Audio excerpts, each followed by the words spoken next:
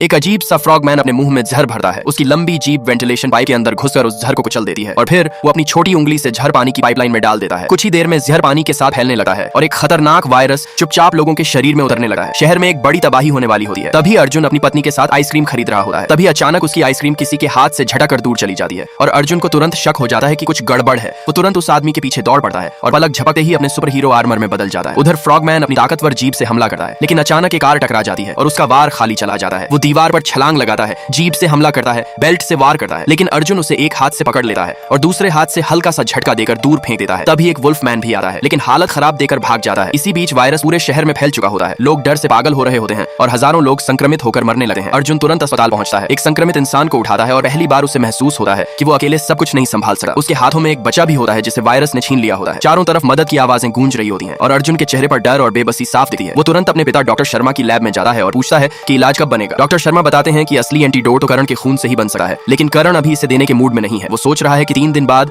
Antidote की कीमत बहुत बढ़ जाएगी और तब वो फायदा उठाएगा। इस डॉक्टर मीरा को अचानक शक होता है कि अर्जुन इतने संक्रमित लोगों के संपर्क में आने के बाद भी बीमार क्यों नहीं हुआ, जबकि बाकी डॉक्टर गिरते जा रहे हैं। तब उसे समझ आता है कि अर्जुन के शरीर में एंटीबॉडी है, इसलिए वो उस पर प्रयोग करने का फैसला करती है और उसे वायरस इंजेक्ट करती है, लेकिन वायरस उस पर असर ही नहीं करता। इसका मतलब इंसानियत बच सकती है। अर्जुन तुरंत एंटीडोट को एक ऊंचे टावर पर लगाता है और पूरे शहर में एंटीडोट लॉन्च कर देता है। धीरे धीरे वायरस खत्म होने लगा है। ये सब देखकर करण गुस्से से पागल हो जाता है, क्योंकि उसका बदला लेने का प्लान फेल हो गया होता है। वो अपने आदमियों को आदेश देता है कि ड्रीम रिसर्च इंस्टीट्यूट को पूरी तरह नष्ट कर दो और डॉक्टर मीरा की सारी जानकारी कंप्यूटर से निकाल लो। इंस्टीट्यूट को जला दिया जाता है। अर्जुन तुरंत वहां पहुंचकर रेस्क्यू शुरू करता है, लेकिन घर पर उसकी पत्नी और पिता अकेले रह जाते हैं। तभी अचानक दरवाजे की घंटी बजती है। पत्नी बाहर देखने जाती है, लेकिन कोई नहीं होता। जैसे ही वो वापस मुड़ती है, दरवाजा अचानक खुल जाता है और 3 डरावने मॉन्स्टर घर में घुस आते हैं जो डॉक्टर को उठाकर ले जाना चाहते हैं। तभी अचानक एक काली परछाई बिजली की तरह आती है और पल भर में मॉन्स्टर हवा में उड़ जाते हैं। वो अर्जुन ही होता है, लेकिन ये तीनों मॉन्स्टर डरते नहीं और घेर कर हमला कर देते हैं। एक चीजें उठाकर मारता है, दूसरा अपनी लंबी जीभ से लिपटने की कोशिश करता है, लेकिन अर्जुन सबको आसानी से हरा देता है। तभी काव्या नाम की एक रहस्यमयी लड़की उसे निगलने की कोशिश करती है, लेकिन अर्जुन उसे भी रोक देता है। वो एक बड़े मॉन्स्टर को लात मारकर गिरा देता है और फ्रॉग मॉन्स्टर को फिर से हवा में उछाल देता है। आखिरकार मॉन्स्टर समझ जाते हैं कि वो अर्जुन को नहीं हरा सके और भागने की कोशिश करते हैं, लेकिन अर्जुन फ्रॉग मॉन्स्टर को पकड़कर पेड़ पर पटक देता है और उसे खत्म कर देता है। हालांकि इस लड़ाई में उसकी पत्नी घायल होकर अस्पताल पहुंच जाती है, लेकिन वहां एक चौंकाने वाली बात सामने आती है कि असली पत्नी तो करण के लोगों ने पकड़ ली है और अस्पताल में जो है वो असल में काव्या का भेष है। आखिर में काव्या अर्जुन के करीब आकर एंटीडोट का राज जानना चाहती है, लेकिन उसके साथ रहते रहते उसे सच में अर्जुन से प्यार हो जाता है। दूसरी तरफ डॉक्टर मीरा सच्चाई जानने के लिए सिंगापुर पहुंचती है, लेकिन वहां 2 ताकतवर गुंडे उसे पकड़ लेते हैं। अब काव्या तय करती है कि वो करण से बदला लेने में अर्जुन की मदद करेगी और कहानी खत्म होने से पहले फिर वही आवाज आती है कि सेकंड हैंड कार खरीदनी हो तो ग्वाजी पर देखना ज्यादा भरोसेमंद है। लाइक सब्सक्राइब कर देना, भगवान आपको बहुत खुशी देगा।